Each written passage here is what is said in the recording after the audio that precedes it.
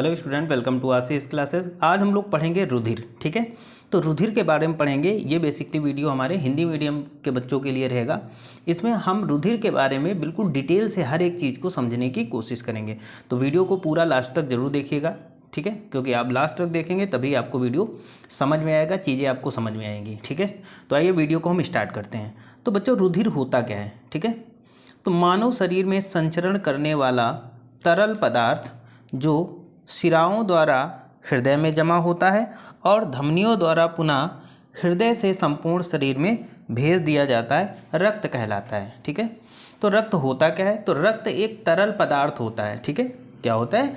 रक्त एक तरल पदार्थ होता है जो हमारे शरीर में संचरण करता है, यानी घूमता है, और पूरे शरीर से क्या होता है कि शिराओं द्वारा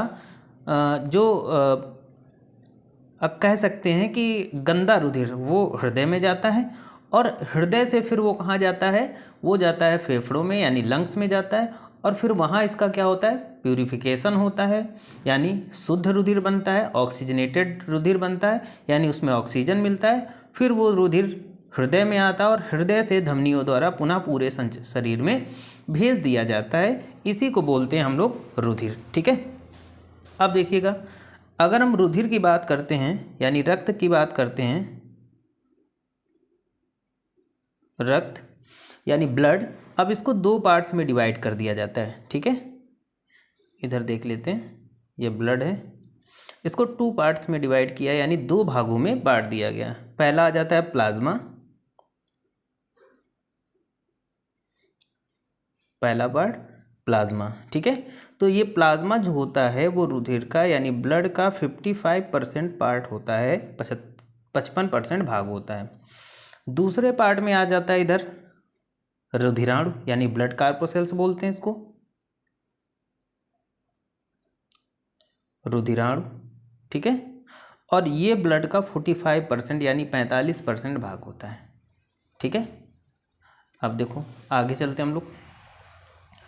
अब प्लाज्मा में क्या क्या चीज़ें पाई जाती हैं, तो यहाँ पर हम समझ लेते हैं कि अगर हम प्लाज्मा की बात कर लेते हैं तो प्लाज्मा में क्या होता है? एक तो वाटर होता है, यानी जल पाया जाता है। ठीक है, कितना परसेंट? तो 90% प्लाज्मा में वाटर होता है। बाकी अगर हम 10% की बात कर लेते हैं तो ये अन्य पदार्थ होते हैं, अन्य पदार्थ। अन्य पदार्थ कितने परसेंट? तो ये 10% होते हैं। ठीक है, अब आगे और थोड़ा सा इसमें चलते हैं। अब अन्य पदार्थों में कौन कौन सी चीज़ें होती हैं? ठीक है, पहले हम प्लाज्मा के बारे में देख लेते हैं। अन्य पदार्थ में तो देखो, इसमें होती है हमारी प्रोटीन, प्रोटीन होती है, कार्बनिक पदार्थ होते हैं, कार्बनिक पदार्थ, प्रोटीन होगी अन्य पदार्थों में, कार्बनिक पदार्थ होगा, और अकार्बनिक पदार्थ होंगे। थोड़ा सा यहाँ पर नीचे नोट कर लेते हैं, अकार्बनिक पदार्थ होंगे। ठीक है, तो ये अन्य पदार्थों में हो जाएंगे। अब हम प्रोटीन की बात कर लेते हैं। ठीक है, तो यहाँ पर देखिएगा कि प्लाज्मा के अंदर कौन कौन सी प्रोटीन होगी। ठीक है, तो एक होगी ग्लोबुमिन, एक होगी हमारी ग्लोब्यूमिन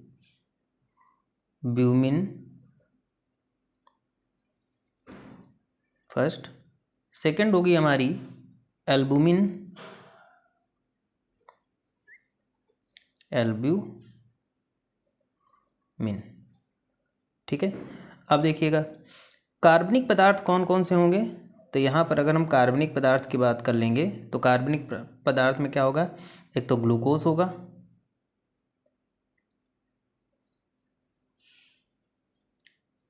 ग्लूकोज। सेकंड होगा अमीनो अम्ल,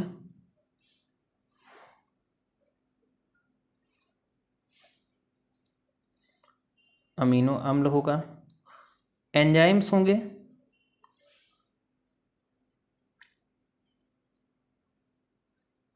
एंजाइम होंगे, और क्या होगा? यूरिया होगा, ठीक है, क्या होगा, यूरिया, ठीक है। अकार्बनिक पदार्थ में कौन कौन सी चीज़ें होंगी, इसको भी हम लोग देख लेते हैं यहाँ पर। तो अकार्बनिक पदार्थ में कौन कौन सी चीज़ें होंगी उनको भी देखेंगे। नंबर 1 सोडियम, सोडियम होगा, ठीक है। नंबर 2 बाइकार्बोनेट होगा,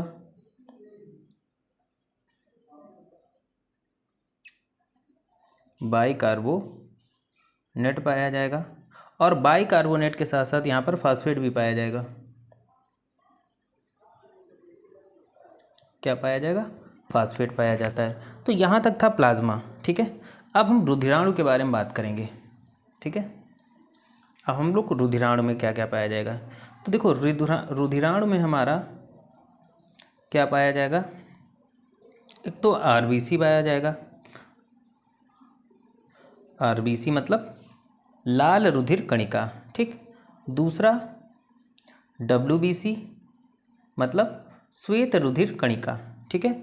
और रुधिर प्लेटलेट्स पाई जाएंगी, क्या होंगी, ब्लड प्लेटलेट्स, यानी रुधिर प्लेटलेट्स, रुधिर प्लेटलेट्स पाई जाएंगी, ठीक है। अब देखो यहाँ पर डब्ल्यूबीसी की बात करते हैं अगर हम, तो देखो इसको 2 भागों में बांट दिया गया है, इसको 2 भागों में बांटा गया। एक ग्रेनुलोसाइट और दूसरा आ जाता है हमारा ए ग्रेनुलोसाइट्स, ए ग्रेनुलोसाइट, ठीक है, ए ग्रेनुलोसाइट, ठीक है। तो डब्ल्यूबीसी को 2 भागों में बांट दिया हमने। अब देखिएगा इसके बाद हम क्या करेंगे, इसके बाद में जो हमारा ए ग्रेनुलोसाइट होता है, सॉरी ग्रेनुलोसाइट जो होता है, इसको पहले देखेंगे। तो ग्रेनुलोसाइट को भी 3 भागों में बांटा गया है, 3 भागों में बांटा गया है। कौन कौन सा, देख लो। नंबर 1 न्यूट्रोफिल,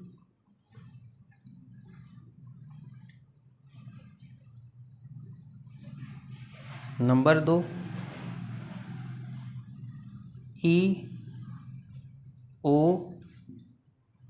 इओसिनोफिल, एसिनोफिल, ठीक है, एसिनोफिल में बांटा गया है। और बेसोफिल, एक और आ जाता है जिसको हम लोग बोलते हैं बेसोफिल, बेसोफिल। ये ग्रेनुलोसाइट को बांट दिया गया। अब अग्रेनुलोसाइट को भी 2 भागों में डिवाइड कर दिया जाता है। देखो कौन कौन सा होता है अग्रेनुलोसाइट में, एक होता है लिम्फोसाइट, लिम्फोसाइट, और दूसरा होता है मोनोसाइट, ठीक है। तो ये हो जाता है लिम्फोसाइट और मोनोसाइट। तो यहाँ तक हमने इसके स्ट्रक्चर के बारे में बात कर ली, ठीक है। अब इसके आगे हम लोग चलेंगे। अब हम रुधिर के बारे में कुछ पॉइंट, इंपॉर्टेंट पॉइंट जानेंगे। सबसे पहले नंबर 1 पॉइंट, इसका जो स्वाद होता है, हम अगर स्वाद की बात करते हैं, ठीक है, स्वाद कैसा होता है रुधिर का, तो ये नमकीन होगा, नमकीन होता है, ये चिपचिपा भी होता है। तो रुधिर कैसा होता है, चिपचिपा टाइप का होता है, ठीक। दूसरा पॉइंट इसमें देंगे, ठीक है। हम पीएच मान की बात कर लेते हैं। तो रुधिर का जो पीएच मान होता है वो 7.4 होता है, ठीक। तीसरा पॉइंट जानेंगे इसमें। अब देखो इसका घनत्व की बात करते हैं, ठीक है। अगर हम घनत्व की बात करते हैं, इसका जो घनत्व होता है वो होता है 1.04 से 1.07, ये इसका घनत्व होता है। और ये क्षारीय प्रकृति का होता है, ठीक है।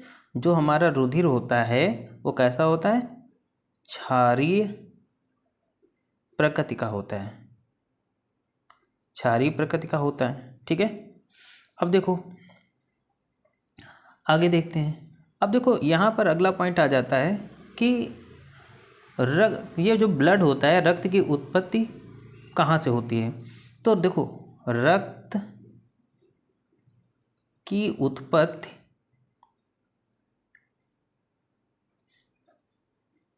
उत्पत्ति कहाँ से होती है। तो ये जो हमारा भ्रूण होता है, ठीक है, भ्रूण के मीसोडर्म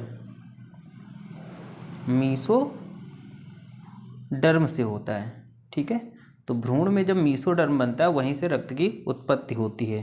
ठीक है, अगला पॉइंट आ जाता है, ये संयोजी ऊतक है। संयोजी ऊतक, ठीक है, तो जो हमारा रुधिर है ये क्या है बच्चों, संयोजी ऊतक है। ठीक है, अब देखो हमारे शरीर का जो कुल भार होता है, ठीक है, ये इंपॉर्टेंट पॉइंट है कि कुल भार का, हमारे शरीर के कुल भार का 7 से 8% होता है। 8% होता है क्या, रुधिर। ठीक है, ठीक है, अब रक्त के बाद में हम रक्त के अवयव की बात कर लेते हैं, जैसे प्लाज्मा। अब हम प्लाज्मा के बारे में जानेंगे। ठीक है, प्लाज्मा क्या होता है।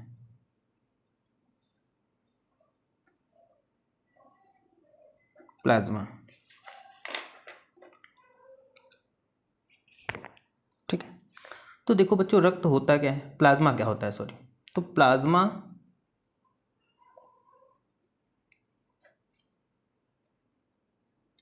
हल्के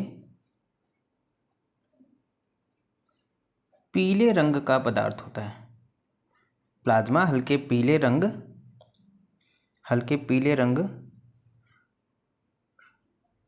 का रक्त का तरल भाग है।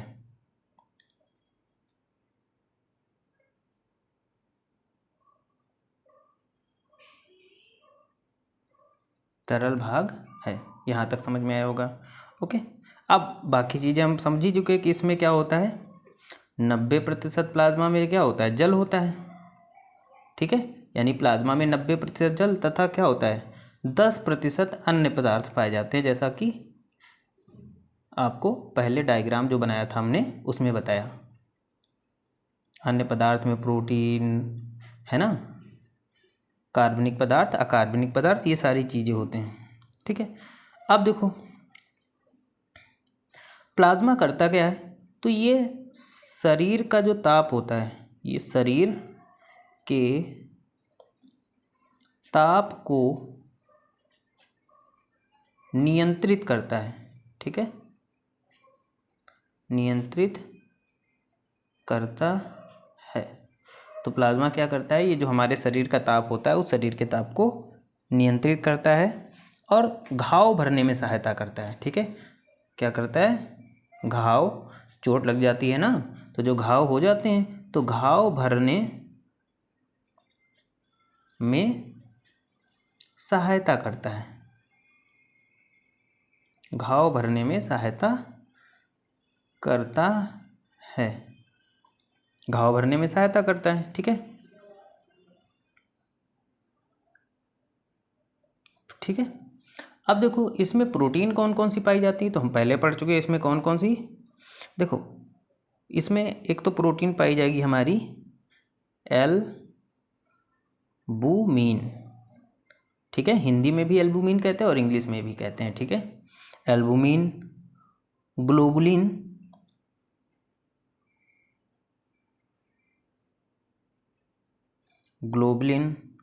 और कौन सी होती, फाइब्रिनोजन,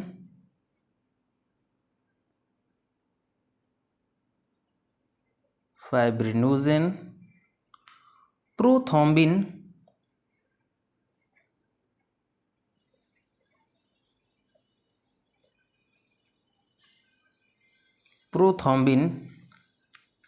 पाई जाती हैं। ठीक है, और ये जितनी भी प्रोटीन होती हैं ये कहाँ बनती हैं, तो ये हमारे यकृत में बनती हैं, हमारे यकृत में बनती हैं। ठीक है, अब देखो, अब हम बात करते हैं आरबीसी के बारे में। ठीक है, अब हम आरबीसी के बारे में जानेंगे। यहाँ तक प्लाज्मा के बारे में सबको समझ में आया होगा, है ना।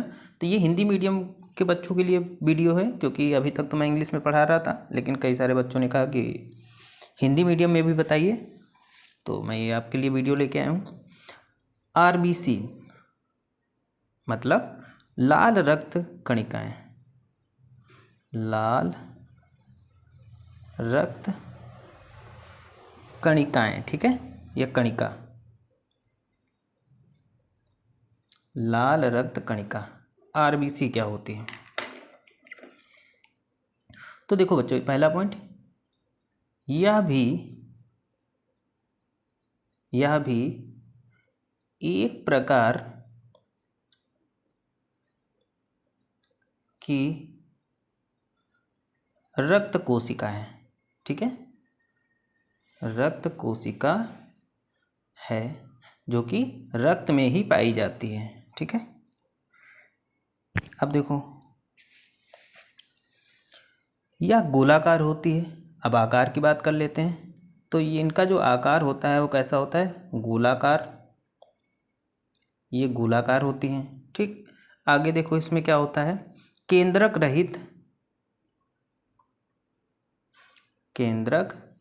रहित होती हैं, मतलब केंद्रक नहीं पाया जाता। तीसरा पॉइंट हो जाएगा कि इनमें हीमोग्लोबिन पाया जाता है, हीमोग्लोबिन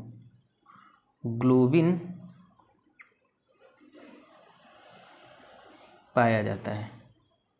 ठीक है, क्या पाया जाता है, हीमोग्लोबिन। हीमोग्लोबिन वही प्रोटीन होती है एक प्रकार की, जिनकी वजह से हमारा रक्त या हमारा ब्लड क्या होता है, लाल रंग का होता है। ठीक है, और हीमोग्लोबिन ही ऑक्सीजन के साथ रिएक्शन करके ऑक्सी हीमोग्लोबिन बनाती हैं, और ये ऑक्सीजन को पूरे शरीर में भेजने का काम करती हैं। ठीक है, तो देखो यहाँ पर नोट कर लेते हैं, हीमोग्लोबिन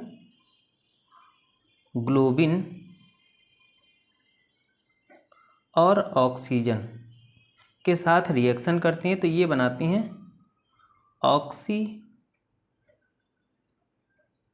हीमोग्लोबिन।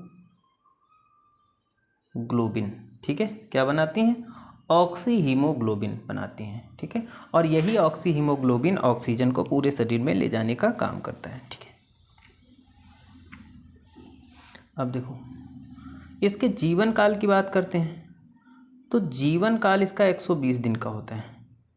जीवन काल आरबीसी का 120 दिन का होता है। ठीक है, कितने दिन का, ठीक है।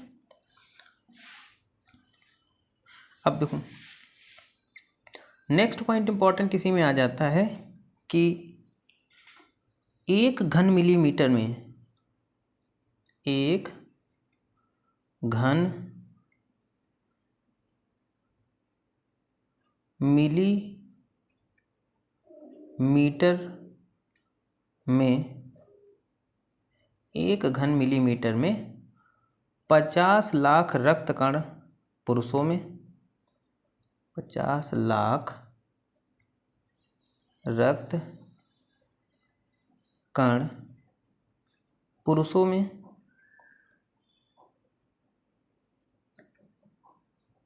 में तथा 45 लाख रक्त कण किस में पाए जाते हैं, तो 45 लाख रक्त कण पाए जाते हैं महिलाओं में।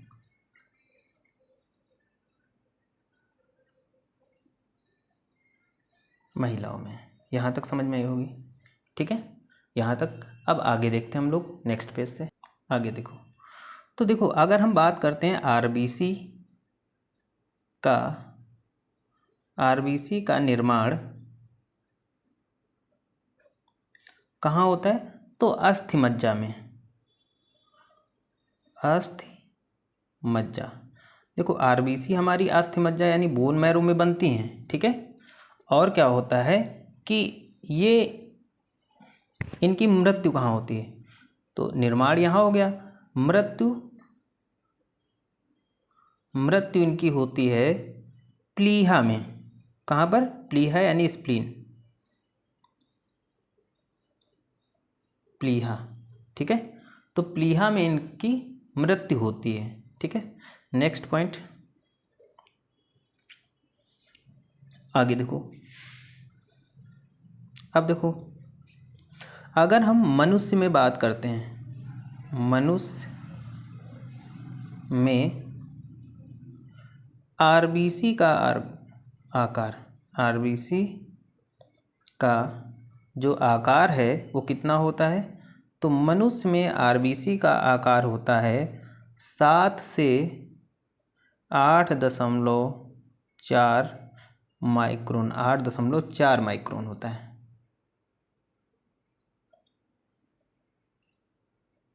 इतना माइक्रोन होता है, ठीक है। और आगे हम बात करें, इनमें केंद्रक नहीं पाया जाता है, ये पॉइंट हम लोग पहले ही डिस्कस कर चुके हैं, ठीक है। जीवन काल कितना होता है, 120, ठीक है। तो इन सब चीज़ों के बारे में हम लोग जान चुके हैं, ठीक है, ठीक है। मनुष्य में खून का की जो शुद्धिकरण की प्रक्रिया होती है उसको डायलिसिस बोलते हैं, ये भी आप जानते हैं, ठीक है। तो आरबीसी के लिए इतना बहुत है। अब देखो हम लोग डब्ल्यूबीसी के बारे में जानेंगे। किसके बारे में, डब्ल्यूबीसी क्या है, मतलब श्वेत रुधिर कणिका, ठीक है। ये हमारे शरीर का प्रतिरक्षा तंत्र बनाती हैं, ठीक है, ये आपको पता होगा, ठीक है। ये एक प्रकार की रुधिर कणिकाएं होती हैं, ठीक है। इनका आकार जो होता है वो अनिश्चित होता है, आकार जो होता है वो कैसा होता है, अनिश्चित, अनिश्चित आकार होता है, ठीक है। आकार कैसा होता है, अनिश्चित, मतलब अनियमित आकार के होते हैं। दूसरा पॉइंट होता है कि जो डब्ल्यूबीसी होते हैं उनमें केंद्रक पाया जाता है, केंद्रक पाया जाता है, जबकि आरबीसी में नहीं पाया जाता है, डब्ल्यूबीसी में केंद्रक पाया जाता है। आगे देखो, अब देखो इनका जो काम होता है, ये शरीर को रोगाणुओं से रक्षा के लिए, तो ये क्या करती है, ये शरीर को रोगाणुओं, ये शरीर को रोगाणुओं से बचाती हैं, बचाती हैं, ठीक है। अगला पॉइंट क्या हो जाता है, इनका जो जीवन काल, ठीक है, जीवन काल की बात करते हैं, ठीक है, तो ये 24 से 30 घंटे का होता है, 30 घंटे का, ठीक है, ये इनका जीवन काल। अब देखो एक पॉइंट इम्पॉर्टेंट यहाँ पर आता है कि अगर डब्ल्यूबीसी हमारे शरीर में कम हो जाए, सामान्य से कम हो जाए, तो उसे ल्यूकोपिया कहते हैं। क्या बोलते हैं, ल्यूकोपिया। ल्यूकोपिया, ल्यूकोपिया कब होता है, जब हमारे शरीर में सामान्य मात्रा से कम हो जाए डब्ल्यूबीसी, ठीक है, तो उसे ल्यूकोपिया कहते हैं। नेक्स्ट पॉइंट आता है 7 नंबर, ल्यूकेमिया। अब देखो डब्ल्यूबीसी, जब डब्ल्यूबीसी सामान्य मात्रा से ज़्यादा हो जाए हमारे शरीर में, ठीक है, तो उसको बोलते हैं ल्यूकेमिया, ल्यूकेमिया, ठीक है। ल्यूकेमिया कब होता है, जब हमारे शरीर में रुधिर मतलब सामान्य मात्रा से बहुत ज़्यादा हो जाए डब्ल्यूबीसी, ठीक है, उसे ल्यूकेमिया बोलते हैं, ठीक है। इनको डब्ल्यूबीसी को हम ल्यूकोसाइट नाम से भी जानते हैं, ठीक है। अब देखो आकार की बात करें तो देखो इनका आकार होता है 2 से 22 माइक्रोन तक, 2 से 22 माइक्रोन, ये WBC का आकार होता है यहाँ तक। अब देखो इनका कार्य क्या होता है, तो ये हमारे शरीर में जो प्रतिरक्षा तंत्र होता है उसको बहुत ही ज़्यादा मजबूत बनाते हैं, ठीक है। अब देखो यहाँ पर बात करते हैं, देखिएगा कि अगर हम बात करते हैं कि लिम्फोसाइट कोशिकाएं शरीर को प्रतिरक्षा तंत्र प्रोवाइड करती हैं, ठीक है। तो देखो इसमें हमारी 2 लिम्फोसाइट कोशिकाएं पाई जाती हैं, एक तो बी लिम्फोसाइट्स,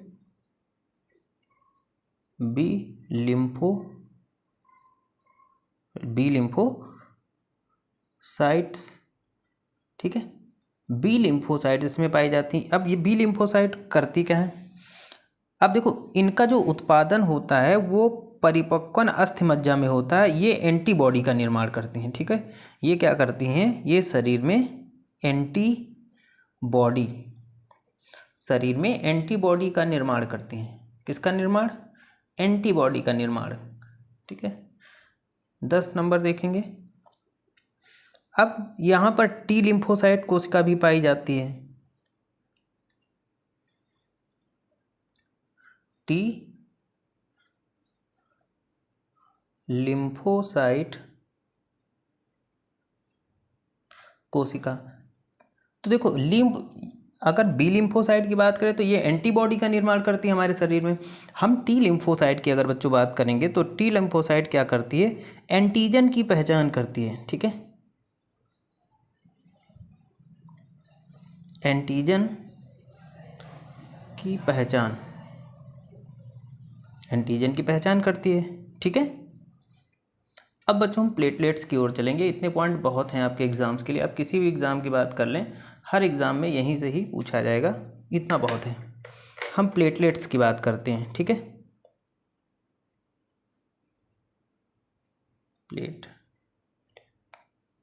प्लेटलेट्स की बात करते हैं, ठीक है। तो देखो प्लेटलेट्स की बात करते हैं तो ये केंद्रक रहित होती, पहली चीज।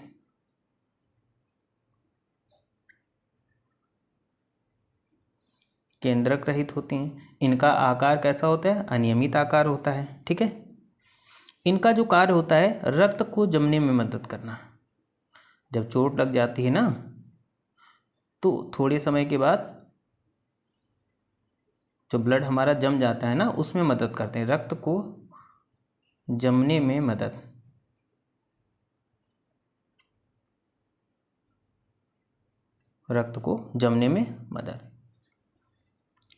तो देखो प्लेटलेट्स की अगर हम बात करें तो ये केवल स्तनधारी वर्ग में पाया जाता है।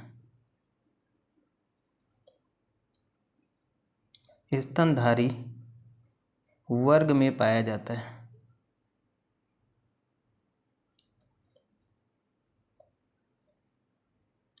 ठीक है। तो ये कहाँ पाया जाता है, ये केवल प्लेटलेट्स हमारे जितने भी हमारे मैमल्स हैं स्तनधारी, ठीक है, उनमें पाया जाता है। अब देखो अगर हम बात करें इनकी मात्रा की तो देखो प्रति घन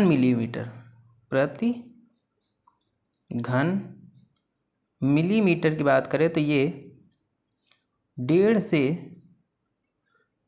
4 लाख तक पाई जाती हैं, 4 लाख तक पाई जाती हैं,